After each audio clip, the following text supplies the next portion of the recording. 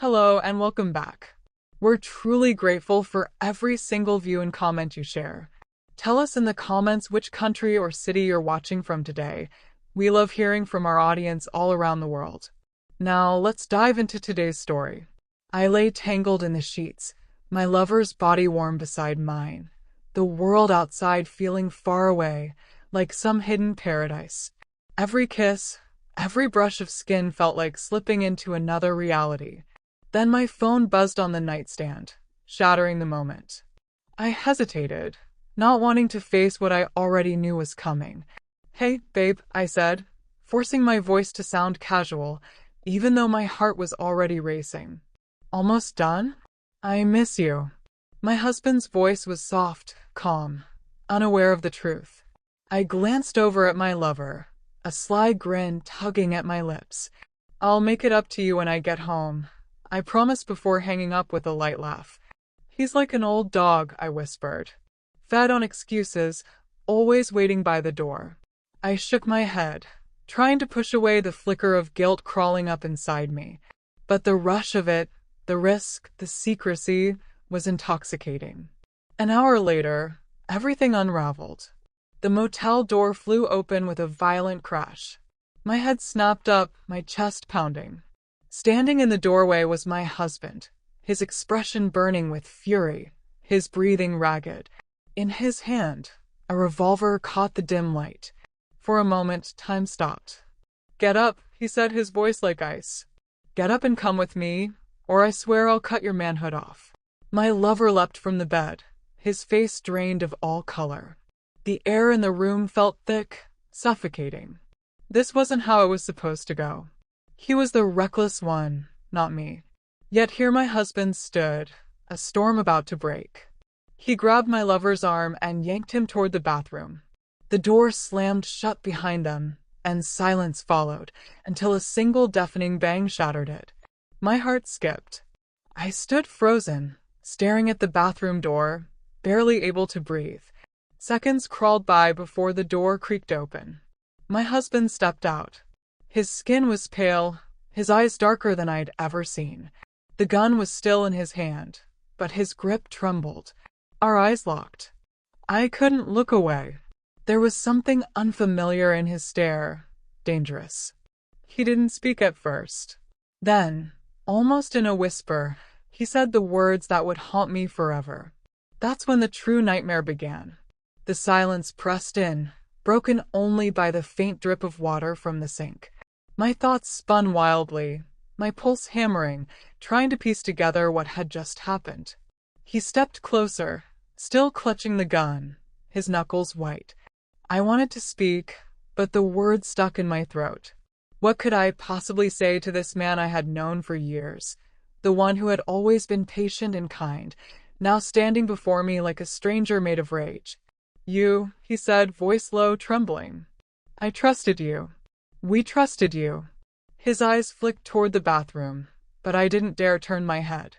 The gun lowered slightly in his hand, but the tension in the room clung to the air like a heavy fog. Beneath his anger, I saw something else, fear. Fear of losing control. Fear of losing everything we had built. I opened my mouth, desperate to explain, but before I could speak, the bathroom door inched open. My lover staggered out, pale and dripping with sweat.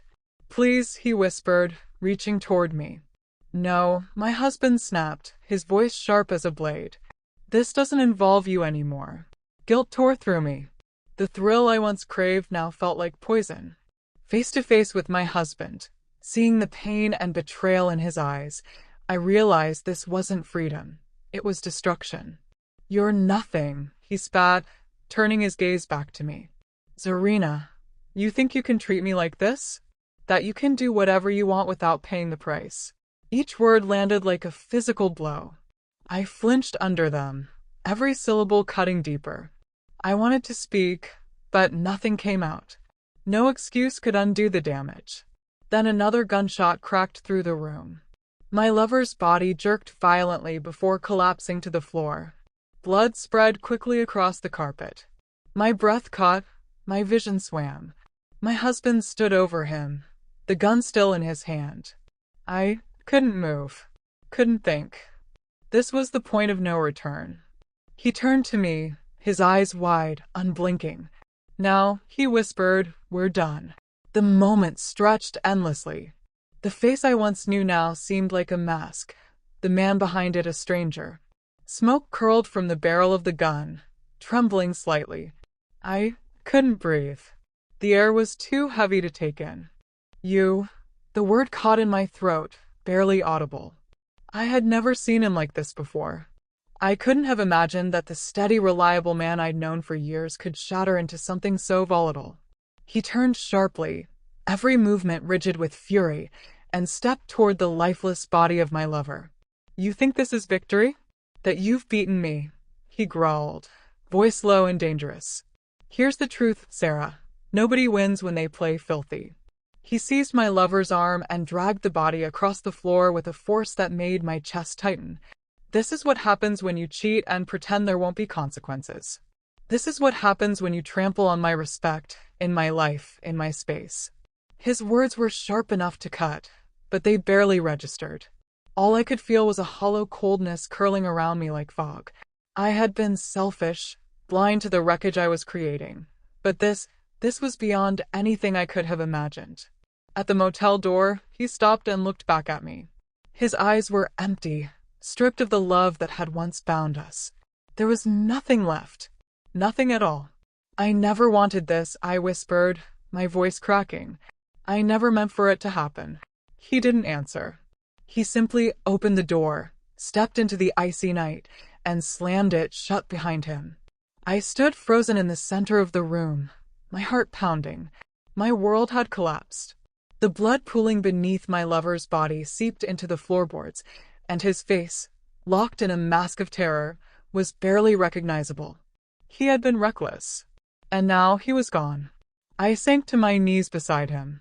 Tears spilled freely as the weight of it all crashed over me. What have I done? The screech of tires outside jolted me from my haze. I didn't have to look to know he was gone. For good. Then a voice came from the doorway, deep, unfamiliar. You'd better get moving, sweetheart. I froze. That voice wasn't his. Wasn't anyone I knew.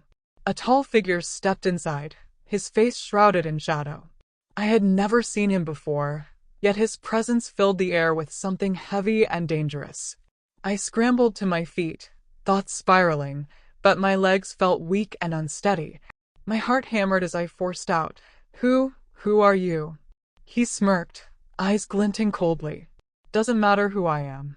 What matters is who you are, and the trouble you've landed yourself in. Before I could speak again, he moved further into the room, scanning the bloody scene. A twisted smile spread across his face. I've been keeping an eye on you for a while, Sarah. You're not just a cheater, you're a loose end. The realization hit like ice water. This wasn't about betrayal anymore. This was a game. And now I was playing for my life. I tried to steady my breathing, but panic gripped my chest. My pulse roared in my ears as I stared at this stranger who had stepped into my nightmare. There was something in him, predatory, calculated. His gaze sliced right through me. I don't know who you are, I whispered, backing away on legs that felt like water. What do you want from me? He chuckled, low, almost mocking sound. What do I want? Sweetheart, it's not about what I want. It's about what you've done. His eyes flicked toward my lover's body, and a shiver climbed my spine. I couldn't believe this was real. I had crossed a line there was no coming back from. My whole world was unraveling. I started, but he cut me off. You still don't get it, do you? His voice was like a blade. You've left chaos and destruction in your wake. Your husband's out there, and he's furious. But he's not the only one. You've got someone else watching you now. And unlike him, I'm not forgiving. My head spun. I didn't understand, but the weight of his words pressed down hard. There was no way out now. No undoing the lies, the betrayal, the revenge. I opened my mouth, but nothing came out. The room seemed to close in around me. He stepped closer, his presence suffocating. You think you're in control? His voice dropped to a hypnotic murmur. You're not. You've been playing a dangerous game, Sarah. Now you're about to learn what the real stakes are. Before I could move, he pulled a phone from his jacket and held it out. On the screen was a video. My husband at the motel door, gun smoking, face twisted in rage. His voice poured from the speaker, cold and steady. "I never thought you'd fall this far, Sarah. But now I see the truth. You never deserved me." The words cut deeper than anything else. And in that moment, I understood. This man had engineered everything. The chaos, the destruction, all of it was his design. "What is this?" I whispered, my voice barely holding. He smiled, that same chilling, satisfied grin. "It's your fate, sweetheart. The start of your reckoning." The door behind me suddenly flew open. I jumped, spinning around. My husband stood there, hands stained with blood, eyes wide with something I couldn't fully read. Furious, but something else too. "You," he shouted, his voice cracking. For a fleeting instant, I thought I saw regret in his eyes, but it vanished. "Come here," the stranger barked, sharp and commanding. "It's time to finish what you started." My thoughts couldn't keep up. The danger was everywhere, pressing in from every side. What had begun as a secret thrill was now a waking nightmare. My husband didn't move. He just stared at me, frozen, until, in a blur, the stranger lunged. He grabbed my husband by the collar, yanking him forward with terrifying strength. "No one tells me what to do," he snarled. Everything after that unraveled in chaos. Gunshots, the door slamming, screams swallowed by silence. And I was still standing there, trapped in a nightmare of my own making, with no way out.